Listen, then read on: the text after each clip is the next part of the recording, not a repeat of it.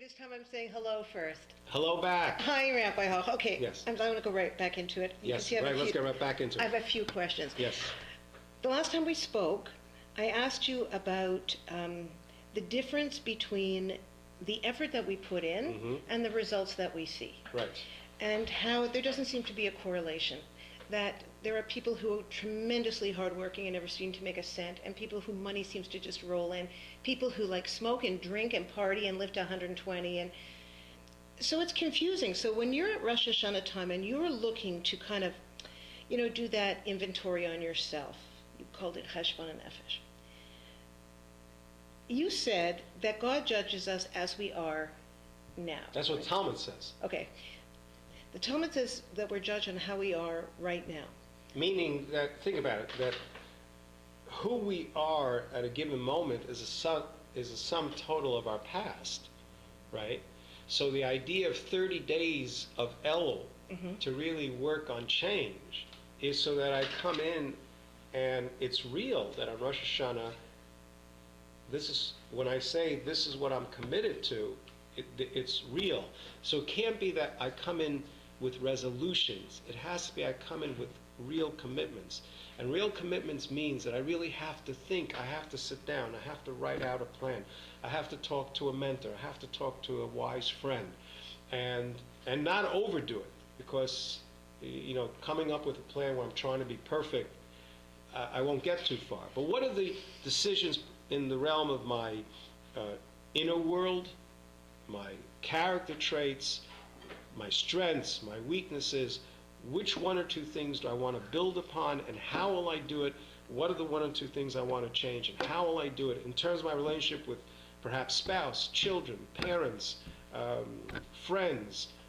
What are the one or two decisions, positive, and what do I need to change from a negative perspective? My community, my relationship with God, health, finances.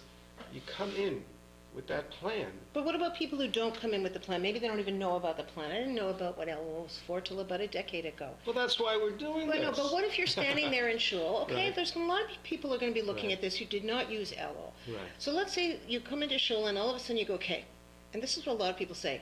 Okay, God, who I'm not sure is there, but if you are there, by the off chance that you're there, I'm really sorry, and I'm not quite sure what it means to be bitter, but I'm going to try harder. Is that enough of an effort?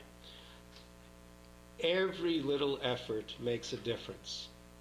But we all know that if something is very real to us and really important, we just don't give, 5 minutes lip service to it. Okay, give me an example, say in a business perspective, what that would look like. Yeah, let's say you work in a corporate world and you have a deadline of finishing an important report. Okay. They don't call it lifelines, they call it deadlines. There's a reason to... Oh my right? gosh, I'm so stealing that. That's brilliant. Rosh Hashanah Yom Kippur is a deadline.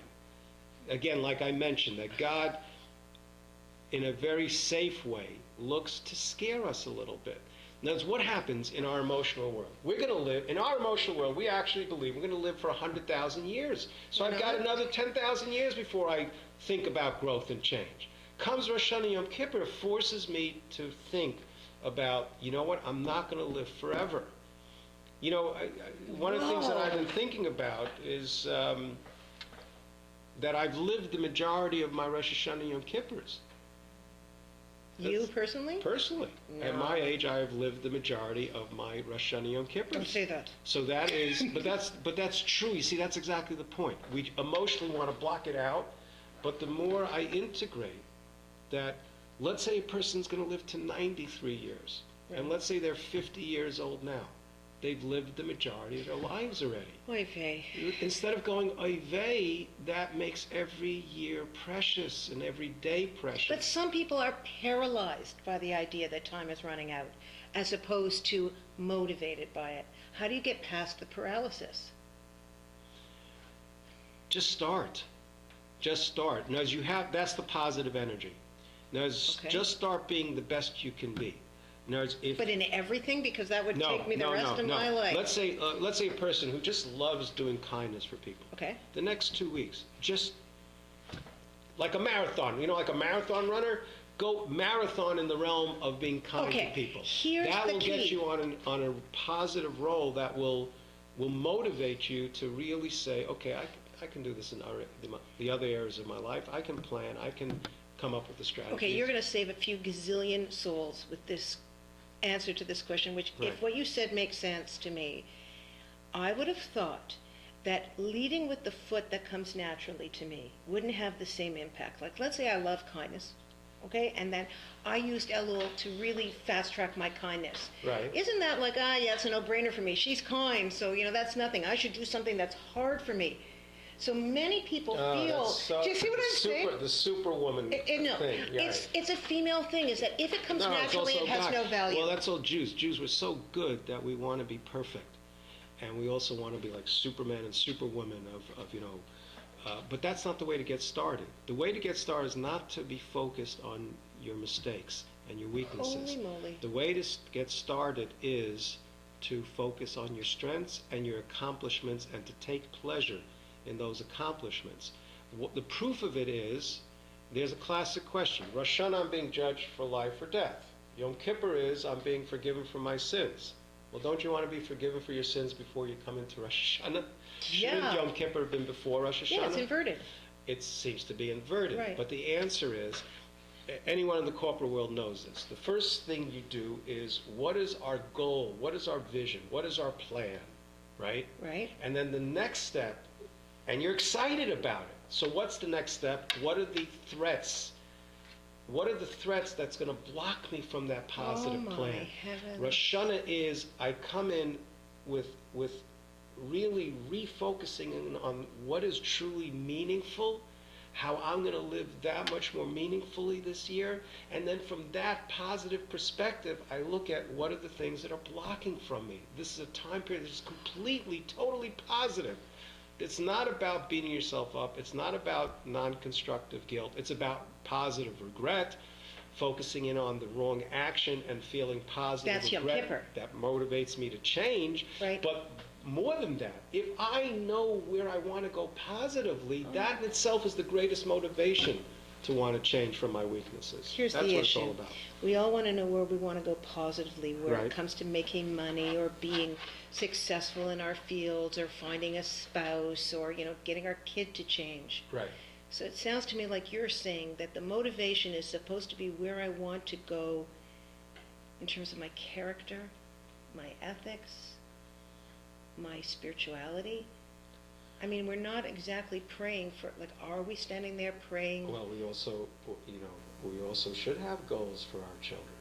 And part of those goals for our children is, how am I going to turn them into people that love to give, that love to care, that are sensitive, that would never hurt anybody knowingly. That's a lot of work. It doesn't just happen. Okay. If we would put the time in for that training, like we do our kids' hockey, and I think it's great. I think it's a great outlet, hockey. I really do. It's much better than believe me, I think it's a great thing. But how could we not be putting in the exact same amount of time and effort in their moral development, in their character development? That's what's truly meaningful. How good in hockey they're going to be is nice, and it's a great outlet, and it's good because it teaches discipline and it teaches teamwork. Sure, there are a lot of great things, but the bottom line is the other stuff is that much more important.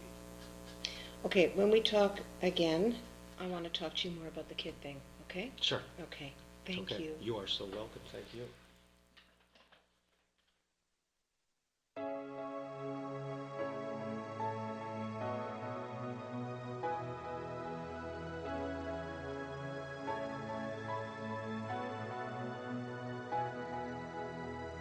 כן הזמן הזה אבוד, אבל לא בשבילי.